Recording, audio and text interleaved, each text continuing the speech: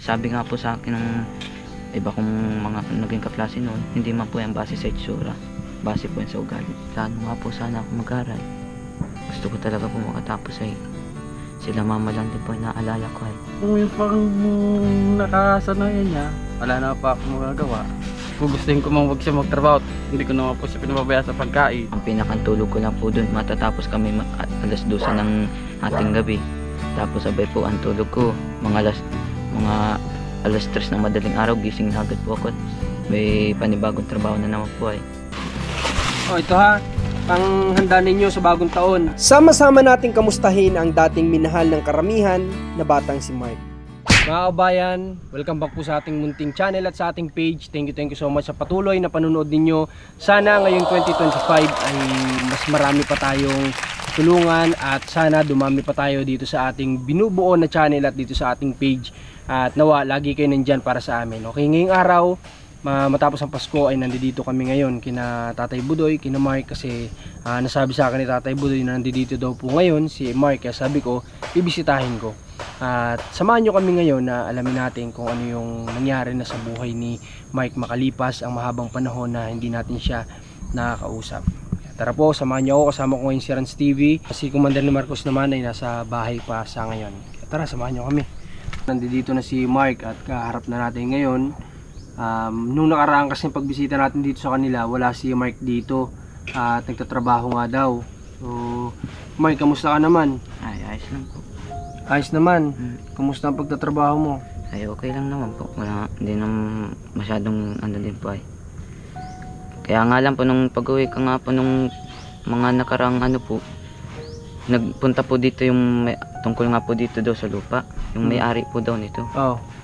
Ay, kung pwede daw po sana, i-sub daw po namin ito. Ay, sabi, nakipag-usap naman po ako ng maayos. Ang sabi ko po, kung ano nyo po, makipag-ugnayan na po kayo dun sa Kalakuya Marcos po, tapos dun sa may-ari po. At wala mo po kaming kalamalan po dito sa lupang ito eh. Kailan yan? Kailan? Baka yan yung sinabi nila na iglesia dati. Nandito Okay. rin po ako. So yan naman eh nakausap na namin tungkol dyan yung tito din namin tsaka si Kuya Ed na nag-handle na kami. So nakausap naman na namin sila tungkol dyan. Okay, ngayon ba saan ka nagtatrabaho? Doon pa rin po sa dati. Sa dati pa rin. Ano ang trabaho mo doon? Dalawa po, nangangalakal sa maga. Sa gabi po, nagsasalden po kami sa pagkakarga po baga ng niyog. Pagkakarga ng niyog? Opo, bukod pa po dun, may sideline pa po kami sa simento. Depende po yun kapag minsan umaga, minsan gabi po kami nag-uumpis ang pagkakarga ng mga simento po. Okay. Pan-deliver po sa ibang lugar. Dito, ibig sabihin, di bibihira ka na lang dito umuwi. Bibihira na lang din po at ayaw ko man lang din po bagang tambay lagi po sa bahay. Ngayon lang po ako napilitan at kapaskuhin po baga. Dito ka ba nagpasko? Sa inyo? Okay. Dito nga rin po ako nag-birthday. Kailan ba ikaw nag-birthday? Kailan? Yung 24 po. 24? Opo. Birthday mo ba yun? Okay, so hindi natin alam. Birthday pala ni Mark nung 24. Limot ko na din sa tagal na hindi tayo kasi nagkikita. Hindi kita nakakausap. Limot ko na 24 nga pala yung kaarawan mo. Nung bang panahon na tumutulong kami sa iyo, nabigyan ka ba namin ng panghanda sa kaarawan mo? May time ba? Meron Para tatandaan ko meron Meron nga po. Yung magbe-birthday ka na nagbigay ako ng mga panghanda mo Opo. Okay, so may natatandaan pa ako kasi medyo matagal-tagal din nga naman talaga na hindi kami nitong bata na ito nagkakausap. Kumusta naman ang Mark ngayon? Ay, ayos lang po. Ang laki mo na Mark tangkad mo na. Bigla nga pong laki at gawa rin po sa trabaho ay narugado rin po ako. Kaso di ka nagpapagupit, ang kapal ng buhok mo. Pabayaan mo na siguro yung sarili mo sa pagtatrabaho. Kumusta naman ang kinikita mo Mark ngayon? Ayun, hindi po sumasapat lang din po dun sa pambigay ko kala mama. Okay, pero ikaw may pinanggagastos ka din sa sarili mo? Ay, wala po. Bakit ang ginagawa mo, binibigay mo sa kanila? Lahat-lahat po. Paano ka dito nakakapagpadala kung bibihira ka umuwi? Ganito po yun. Iniipon ko muna pagka mga ikatlong araw po, mauwi po ako dito. ginagamit ko po yung motor. Okay, kasi may mga time na nakita ko ito si Mark na gamit-gamit mo hauler. Opo. Tapos na mimic up ka ng mga kalakal, di ba? Tama ba ako? Opo. Okay, so may ginagamit si Mark na motorsiklo para makapag-deliver. Sa mga hindi nakakaalam, sa mga bagong viewers natin, si Mark po yung dati nating scholar na pinag-aaral ng high school sa tulong ng sponsor sa atin. Kaso nga lang, may mga time na dumating na madaming naging rason kung bakit mas pinili ni Mike siguro na maging ganito, na magtrabaho na lang ano. Unang-unang nagiging rason dun yung parang nagkakaroon din yata ng binubuli ka ba dun sa school niyo? Nagkaroon ano? Nagkaroon na po. Pero hindi ko mapanintindihan. Ay, ang sabi nga po sa akin ng iba kong mga naging kaklase noon, hindi man po yan base sa itsura. Base po yan sa ugali. Kasi dati ang pagkakaalam ko na maalala ko sinasabi ni Mike, parang kinakantsawan siya dahil sa buhay nila, dahil sila ay hamak na mangalaka lang. Doon pa Kaya po. ano siya, kumbaga binubuli sa school. O tapos ang pangalawa niyan na nakita ko talaga, si Mark ay talagang nasanay na rin talaga na kumikita ng pera. Kasi ilang taon ka ulit nung magmula ka magtrabaho na kumikita ka ng pera? Sa edad ko po mga 12 o 13 Yung mga 12, po ako. 12 years old nagtatrabaho na si Mark noon. Kaya alam kong bata pa lang siya, nakakahawak na siya ng pera. Kumbaga sanay na siyang kumikita ng pera. Kaya itong bata nag-aaral, na kumbaga hinahanap-hanap na rin niya na yung kinikita niya na pera. Kaya ganun. Kaya nakita ko na mas pinili ni Mark yung ganitong trabaho kasi nga ayun yung nakasanayan niya kasi. Na para sa amin lang naman sana, mas maganda yung magiging buhay niya kapag nakapagtapos siya ng pag-aaral noon. Bali, Mark, may ilang buwan ka na nagtatrabaho dyan? Tagal na rin po, mga siguro May isang taon na ba? mapa isang taon na po. Mag-iisang taon na. Mhm. Bakit hindi dito ikaw nagtatrabaho para katulong si papa mo? Bakit doon? Ay maiba din naman po doon ay maraming trabaho. Bihira din po dati dito magkatrabaho ay. Depende kapag may extra po. Ay doon talaga walang tigil doon ng trabaho. Ikaw na lang po ang gagawa mo ng sariling pera. Okay. Kumbaga kung depende sa sipag mo, kung masipag ka, magkakapera ka talaga. Opo. Pero Grabe. hindi naman sa'yo mahirap na malayo ka na mama at papa mo. Mahirap din po. Minsan nga rin po ang pinakantulog ko lang po doon matatapos kami alas 12 ng ating gabi. Tapos sabay po ang tulog ko mga alas 3 ng madaling araw, gising na agad po ako at may panibagong trabaho na naman po ay. Tulong-tulong po kami doon, marami kami mga magkakasama po ay. Kumusta naman ang mga pakikisama mo sa kasamahan mo? Ayos naman. Ay ayos naman po. Kumusta ang tinutulugan mo, ang tinutuluyan nyo? Ay maayos naman din po. Okay naman din. Wala naman nagiging problema. Wala naman din po. Okay, may mga tanong lang ako sa iyo, Mark. May dumating din ba yung time o sumagi din ba sa isip mo na nanghinayang ka dun sa pag-aaral mo o hindi? Kakapanginaya nga po ay. Ay kailangan lang po talaga sa hirap din ng buhay po ngayon ay. Ako lang talaga po maasahan nila mama at alos mga kapatid ko po. Nakachat ko po nung maliban nung yung dalawa ko pong kapatid. Ang sakit din sinabi kay mama ko ay. Sabi po kay mama ay kapag namatay si mama ay pababayaan na lang po. Hindi na sila dadalaw. Okay, pero ibig sabihin ni Mark, nanghinayang din siya dun sa pag-aaral niya kasi nga lang itong mga magulang niya kasi walang iba ding aasahan. Kumbaga, di ba? Ibig sabihin ni Mark, wala ding inaasahan na ibang anak kundi si Mark lang. Kaya nakikita din siguro ni Mark yung sitwasyon na yun. Kaya mas pinili na lang din niya na magtrabaho. Okay, pero sabi ni mama mo, nabanggit sa akin, parang may plano ka pa din naman daw sana mag-aral. May plano nga po sana ako mag-aral. Gusto ko talaga po makatapos ay. Sila mama lang din po inaalala ko ay. Kung ano man po, sino man ang aasahan po nila, nag-aaral naman ako. Yung katulad nga nito, pag nagtatrabaho ako, wala sila masyadong nagiging sa akin. Wala sila po nagiging problema. Minsan yung pera na kinikita ko lagi naman po nasa kanila. Ay talaga nakakapanginayang lang po talaga na hindi ako nakapag-aral ay wala naman po talaga sila mamang ibang asahan talaga kundi ako lang po.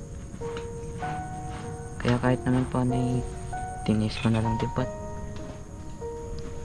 Wala man talaga pong ibang aasahan na anak sila mama kundi ako lang po talaga. Mga kapatid ko ayaw na rin tumulong. Okay. So sa ano mo naman Mark, sa trabaho mo naman na ito, wala ka namang pinagsisisihan, wala naman. Okay naman kasi kumikita ka naman, ano? Nakakapagsisi nga rin po. Ay, Dahil sa paghinto ng pag-aaral. Pero dito sa pinasukan mong trabaho, meron ba? meron din naman po. Meron din. Bakit ano yung mga bagay na yun na pinagsisihan mo din dito sa pinasok mong trabaho? Unang-una po, kundi ano eh, hindi sana ako naging ano din po ay, hindi sana nakakatapos rin po ako. Eh, ang inisip ko lang din po sila mama, kung saan po bagay ako na lang din po bagay nagbigay din kala mama ng ano, pinagbigyan ko lang po sila. Kumbaga ikaw na yung nagdesisyon. Opo. Kasi alam niyo mga bayan, si Mark dapat ay bayad kasi yung buong taon niya sa high school. So binayaran na namin yun. Kumbaga ang pinakang problema na lang ni Mark ay ang pinakang kailangan na lang i-provide din sa kanya ay allowances, tapos yung mga project ganyan. Tapos nung time na tumigil kasi si Mark, malapit nang matapos yung ano nun, di ba? Malapit nang matapos sana yung first year high school niya noon, konting-konti na lang magsi-second year high school na sana siya noon. Kaso nga lang hindi na niya naantay yun, hindi na umabot, kaya sayang, first year lang sana eh, matatapos na ni Mark sana yun. At least sana kung sa paghinto niya natapos yung first year, may ano na lang, kumbaga pwedeng i-continue. Eh pag nagpasok siya, balik first year na naman, sayang yun na ipasok niya ng ilang buwan dun sa pag-aaral niya na yun. So, okay. Andito po si Tatay Budoy. Tatay Budoy, halika. Dali mo dito yung upuan mo. Okay. Lapit-lapit ka, Tatay. Okay, so Tay Budoy, ikaw naman po, kamusta ang pagtatrabaho? Okay naman po kahit na medyo maulan. Kahit medyo maulan, diretso pa rin. Diretso pa rin po kasi kailangan po kasing magtrabaho natin para Para sa pamilya. Opo. Okay, Tatay Budoy, buti ikaw, payag ka naman na malayo si Mark sa inyo sa pagtatrabaho niya. Kung yung pang nakasanayan niya, wala na pa ako magagawa. Kung gustuhin ko wag siya magtrabaho, hindi ko naman po siya pinapabaya sa pagkain. Kung nasa sa kanya naman po yun. Okay, kasi nga sanay na si Mark ng tatrabaho, ano? Opo. Sanay na kasi siyang kumikita ng pera, kaya ganun yun. Opo. Pero Tatay Budoy, ang laki na ni Mark, okay lang ba sa'yo? Natatanda si Mark na ganito din siya, parang kagaya mo. Hindi na po siguro. Payag ka ba na ano, ganun? Hindi po. Hindi naman natin nabibigyan ng pagkakataon si Mark kung na makapag-aaral man lang sana. Kaya nga po. Kasi kapag hindi ito si Mark, Tatay Budoy nakapag-aral, kung ano po kayo ngayon, ganyan din ang magiging gawain niya kapag laki niya. Kung kagaya nga ngayon, ganito rin yung ginagawa niya, nangangalakal. May pagpapatuloy niya na yan hanggang sa pagtanda niya. Kaya nga po sabi namin sa kanya, magpasok siya ngayong taon para po tuloy-tuloy yung ano niya, yung pag-aaral niya. Saan ba Mark yung sinasabi ni mama mong gusto mong pasukan daw? Sa Para public, saan yun? Sa itok po baga. Doon nga po sa may... Bakit kung doon ka mag-aaral, may tutuluyan ka ba? Ay, meron naman po. May mga kakilala na rin po ako dyan ay. At ang mga... Minsan, yung naging barkada ko po doon sa pinagtatrabahonan ko po. May mga kapatid po doon sa public. Bakit kung magtatrabaho ka ba, okay ba sa kanila na siyempre kakain ka? Okay ba yun? Nasasakupin ka nila? Ay, hindi na po ata. Paano yun? Paano ka magkakaroon ng pangbayad sa ano mo, sa project, sa mga ganyan? Saan ka kukuha ng ganun? Hindi naman pwede na isasabay mo na naman yung pangangalakal mo habang nag-aaral ka, ganun na naman ang mangyayari nun. Matitigil ka lang din na naman. Noon sana na may tumutulong sa atin, ang ganda sana ng oportunidad nun. Kaso nga lang wala, nasayang naman natin. Okay, anong handa ni Mike Tatay Budoy nung Pasko, nung 24? Wala po, tulog. Hindi siya naghanda ng birthday niya? Hindi po. Alala mo po panghanda. Ilan taong ka na ba ngayon, Mark? Ano po? 17. 17 ka na. Nung simulang nakilala ka namin, ilang taong ka lang nun? 14 o 15? 14? 14 po. 14 ano? Mhm. 14 years old lang siya nung nagsimula natin siyang tulungan at na-stop kami sa kanya siguro mga 16 years old siya. Ay hindi, mga 15. Mga 15 mahigit, ganyan. So, basta 16 ano? 16 years old. So, almost 2 years nga talaga. Halos 2 taon na nakasama natin tong pamilya na ito. Kaso nga lang ay, yung ginagawa naman natin yung best natin ng mga panahon na tumutulong talaga tayo kasagsagan sa kanila. Lahat ng makakaya natin ginawa naman natin hanggang sa yun nga nabigyan ng oportunidad si Mike na maging scholar natin. Kaso nga lang yung pagkakataon na yun ay nawala dahil nga sa ganitong sitwasyon. Pero Tatay Budoy, Po. kung ikaw ba ang tatanungin, gusto mo bang mabago din ang buhay ni Mark? Ay, po, kahit na po sinong ama, gustong mabago ang buhay ng isang anak. Gusto ko pong mabago ang buhay niyan. Hindi ganyan ngalakal siya. Pag nakapagtapos siya, doon mababago ang buhay niya. Tama naman yun. Hey, ikaw po, Tatay Budoy, kamusta ang kita mo sa pagtatrabaho mo sa pangangalakal? Ay, hindi naman po pare-pareho. Minsan kumikita ng 150. Nitong mga nakaraan na siyempre maraming tao dito sa Kapalonga, mas malaki ba ang kinita mo? Ano lang po, pag minsan 200, minsan ng 150, ganyan. Nitong karamihan ng tao dito sa Kapalonga. Opo. Okay. So, bali ikaw, Mark, kailan ang plano mo na bumalik sa trabaho mo? Pagkabagong taon po, pagkatapos ng bagong taon po. Babalik ka na ulit sa trabaho mo? Mm. Okay. Buti pinayagan ka naman ng amo mo ngayon na umuwi dito. May pinayagan naman po ako. Sabi nga po sa akin pagkatapos ng bagong taon ay umuwi daw din po ako at wala daw sila masyadong maasahan doon ay. Kasi maraming trabaho. Mailan-ilan lang kaming tao po doon ay. Pero marami-rami, kung saan po marami-rami kami. Yung iba naman po hindi masyadong nagalaw ay. Minsan kasama po sa pag-aano ng truck. Alam mo Mark, sa totoo lang napakadaming tao ang nanghinayang dun sa pag-aaral mo. Kasi nga, kumbaga hindi kasi lahat ng bata na bibigyan ng pagkakataon din ng gano'n, di ba? Tapos kumbaga, siyempre pare-paras kami, gustong-gusto namin mabago talaga yung buhay mo. Gustong-gusto namin na may ahon mo sa hirap itong mga magulang mo pagdating ng araw kapag nakapagtapos ka. Kaya nga pinupursige ka namin noon na tapusin mo ito pag-aaral mo. Tiyaga lang kung ano ang kaya nating pagtulong-tulungan natin makatapos ka lang. Kaya nga nalungkot kami nung time na tumigil ka. Isa rin yun sa naging rason kung bakit talaga huminto kami sa pagpunta dito kay mama mo. Kasi talagang medyo na-disappoint talaga ako noon. Nung time na pinabayaan mo yung pag-aaral mo, nalaman ko na hindi ka nag-exams, nabayad yung exams mo, nalaman ko na hindi mo na pinasukan. Medyo na-disappoint lang ako noon, dismaya ako. Kaya pati sila mama at papa mo, hindi ko na rin talaga masyadong binisita dito kasi nga sila kasi yung isa din sa, sabihin ko na isa din sila sa naging dahilan kung bakit hindi ka pumapasok. Siyempre sila sa kanila magmumula din yan, sila yung magulang ay sila magpupursige sa'yo na pumasok ka anak, di ba? Kahit anong mangyari, pagsisikapan natin, pagtulong-tulungan natin yan. Yung sana maririnig ng mo sa inyong mga magulang. Kaso nalalaman ko na nangangalakal ka. Na dapat sa pagkakataon na yun, magulang na lang sana muna yung kumikilos para sa pang-araw-araw nyo dito, hindi ikaw. Kasi ikaw, dapat yung time na yun nasa paaralan ka lang. Kaya isa din yung magulang mo talaga sa yung time po talaga yun, sa totoo lang po talaga.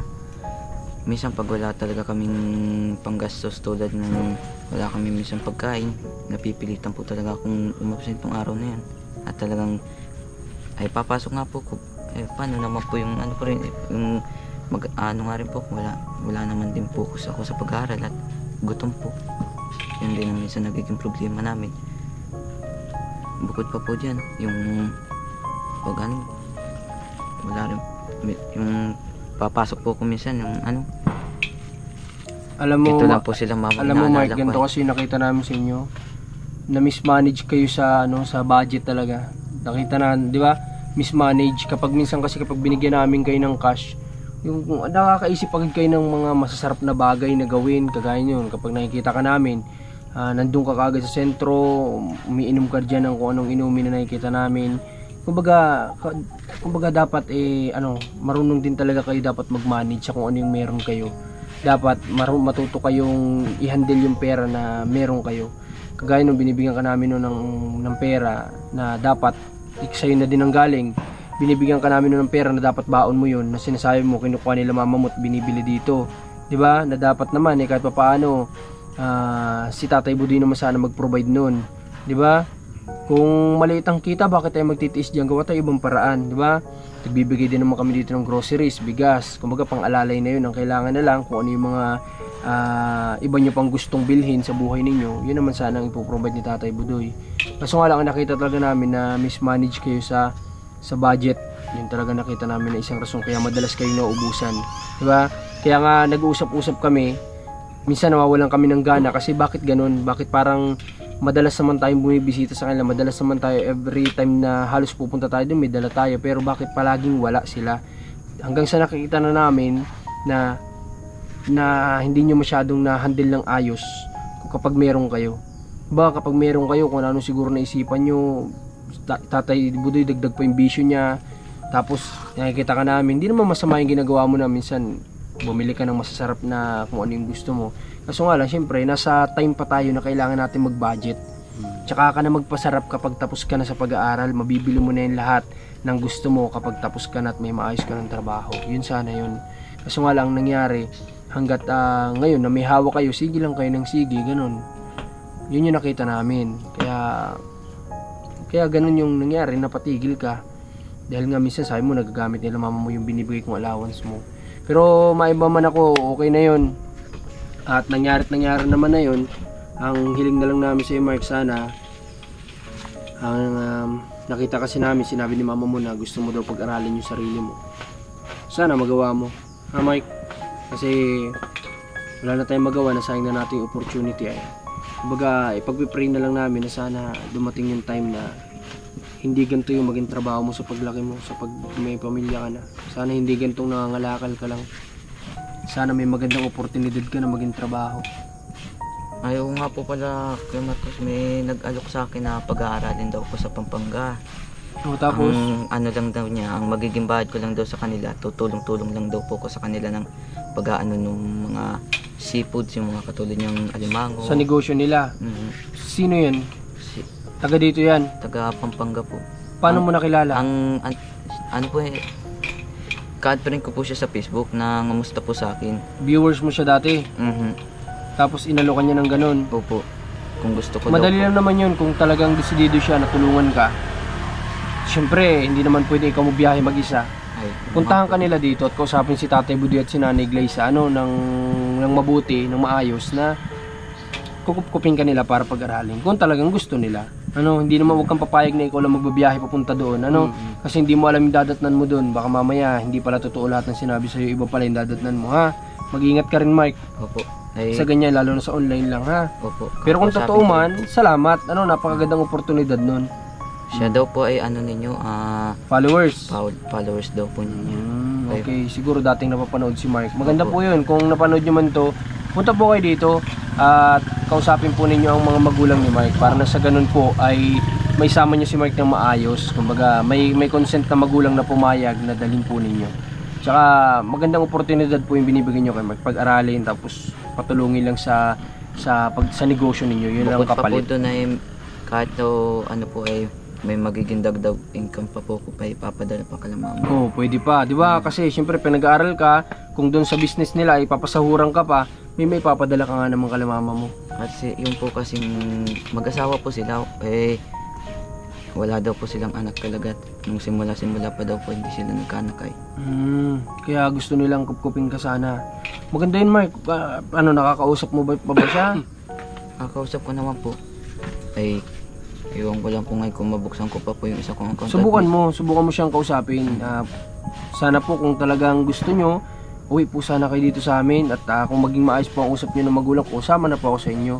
Ano? Opo. Pero dapat ay may permahan kayo, ano? Nandun ang pangalan nila, kung saan sila hanapin, location kung saan, ano?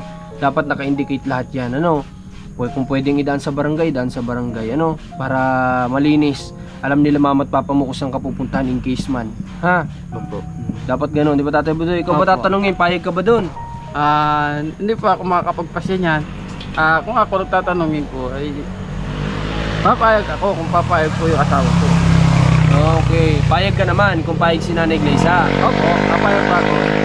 Okay, so payag naman daw si Tatay Budoy kung papayag si Nanay Gleisa sa gustong mangyari ng sponsor dito ka na Mark. Ano? Okay, sige po, magandang oportunidad yun. At Yun oo nga pala. Yung pa po pala ang sasabihin ko sa inyo kanina, yung tungkol nga po may magpaparal sa akin. Okay, yun nga, tungkol nga doon. Maganda yung Mark. Ay, Ano? ang inaalala ko lang po talaga kung sakali man po ay sila mama po, tapos yung ay kung mabigla rin po ako. Paano mabigla? Yung kunyari po baka ma-scam po ako ganyan. Kaya nga dapat sigurado, lahat malinis. Pupunta sila dito, barangay, lahat ng IDs nila nandiyan para alam nila mama mo kung saan sila pupunta, location kung saan sila nakatira, sketch, basta lahat nandun yan. Huwag kayong papayag na basta-basta lang kukunin ikaw, na usap-usap lang ng kayo-kayo lang. Dapat at least may barangay na harap, tapos mga IDs nila nandoon. Ano? Para iwas scam. Na, mapabuti ka, hindi mapunta sa masama. Opo. Mamaya gamitin ka sa sindikato. Palimusin ka dyan sa Manila. Tapos Di ba? Oh. Okay, sige tay. May dala tayo dito. Rans, kunin mo yung panghanda nila sa bagong taon. Kasi mga kabayan, bigyan natin sila ng kundi panghanda nila sa bagong taon kasi si Mark nag-birthday, hindi man lang pala nakapaghanda itong bata at hindi ko naman alam na nandito pala ito si Mark. Kailan mo lang sa akin nasabi ni Tatay Budoy na nandito nga daw, kaya sabi ko bisitahin natin ngayon Rans at makausap ulit natin si Mark. Matagal na panahon natin siya hindi nakita. Meron nga po pala akong isi-shout out. Sino tatay? Si Ma'am Noy Meheridor po, taga Tarlac po siya. Hindi nawawalan si Tatay Budoy ng binabati na tao Chat! Okay. Ito. Ito ha. Panghanda ninyo sa bagong taon. Marunong naman si Nanay Gleisa magluto, di ba? Opo. Magluto si Nanay Gleisa ha. Tapos may konting pang-ulam din dito para may pandagdag kayo sa pang-ulam ninyo ha. Opo. Okay, sa totoo lang Mark, hindi na dapat kami dito pupunta sa inyo, no? Kaso nga lang ay humingi ng isa pang pagkakataon sila mama mo na sana mabisita namin at matulungan sa abot ng mga kaya namin at makamamaya may mga magbagong isip ng mga dati yung sponsor at abutan ulit kayo ng biyaya. Opo. Sa tulong din nila kasi mga bagay-bagay hindi naman namin talaga totally magagawa ng kami-kami lang kung di rin dahil sa tulong nila at ng mga manonood. Opo. Tayo ngayon may mga bago tayong manonood, hindi kayo nila kilala, hindi kayo familiar sa kanila. Opo. Kaya pinapakilala ko nga kayo sa kanila nung pagbalik namin dito na sila nga yung pamilya na talagang ang tanging hanap buhay lang ay pangangalakal. Okay. To Mark, sa'yo na to. Tapos birthday mo pala. Okay. May kunta ako dito diyan mo na yan. Ha? Para sa'yo, kunting cash lang para hindi ko alam birthday mo pala di regalo ko na lang sa'yo. Sa ngayon, Tatay Budoy, sana tuloy-tuloy mo lang yung pagsisikap mo ha. Opo. Sa pagtatrabaho kang titigil. Opo. Lalo na may plano ang anak mo palang mag-aral o mapag-aral, maalin man doon sa dalawa ang matupad. Opo. Nanonood po pala ngayon yun, yung binati ko kanina si Ma'am Noy Meheridor. Nagpapasalamat ako sa kanya dahil binigyan niya ako ng 100 ng isang araw. Binigyan ka ng papasko? Oo. Okay, thank you so much. Daw po niya, followers niya daw po siya. Followers? Opo. Okay. Taga Tarlac po. Taga Tarlac. Paano sa'yo naibigay? Ay, nandiyan po siya sa sentro. Taga dito sa Kapalongga. Opo, taga Kapalungga. Pero po sa siya. Tarlac nakatira. Opo. Tapos binigyan ka ng cash. Opo. Sabi nga niya sa akin kung malapit nga lang daw pa ako, ibibigyan daw ako ng kalahati sa akong bigas. Okay, salamat tatay. Opo. Thank you so much sa sana yung bibili ng kalahating sa akong bigas, binigyan nila sa ng pera. Binibiro ko nga po. At para kay Marcos may shoutout lang po talaga ako yung gusto sa akin magparal kay Ma'am Michelle Garcia po. Maraming salamat kung papag-aralin niyo po ako. Gagawin ko na lang po yung best ko. Basta makapag-aral na lang po talaga ako. Kung kumita man po ako dyan, ay mas maganda rin po. May papadala po bibigay, may bibigay po ko kala mama. Nasa ganun po, hindi rin po ko pa hinto-hinto ay. Nakakapagsisiman din po sa pero kailangan din po talaga. Kailangan lang kumilos talaga para Opo. din sa magulang niya. Okay, pero yun, kay ma'am na baka mapanood mo ito ma'am, pwede mo kaming kontakin para may guide kayo papunta dito. Kasi kailangan din po, kung talagang desidido po kayo. Si Mark naman po ay mabait na bata naman to, masipag naman po ito. Ang kailangan lang niya talaga ay mas maayos na gabay ng nakakasama niya sa bahay. Kasi nga itong dalawa niya magulang ay syempre nauunawa naman natin sitwasyon nila. Kaya kung kayo po ay mapag-aaral niyo si Mark at magagabayan niyo ng maayos, maganda po ang patutunguhan nitong bata na to. Kasi may sipag naman siya, may bait din naman at may kusa din naman. Ang kailangan niya lang talaga ay more gabay talaga. Kaya yun, maganda po yung gusto nyong gawin. Ngayon na nakita nyo dito sa vlog natin, baka po sakali na mapagdesisyonan nyo mag-asawa na kunin si Mark, maganda po, malaking tulong, malaking bagay at pinasatasan lang po ang bahala sa inyo, no? Okay, sige Tatay Budoy, Merry Christmas sa inyong dalawa. At si Nanay Glyce, hindi ko na inabala, naglalaba kasi kanina pa kuskus ng kuskus dyan.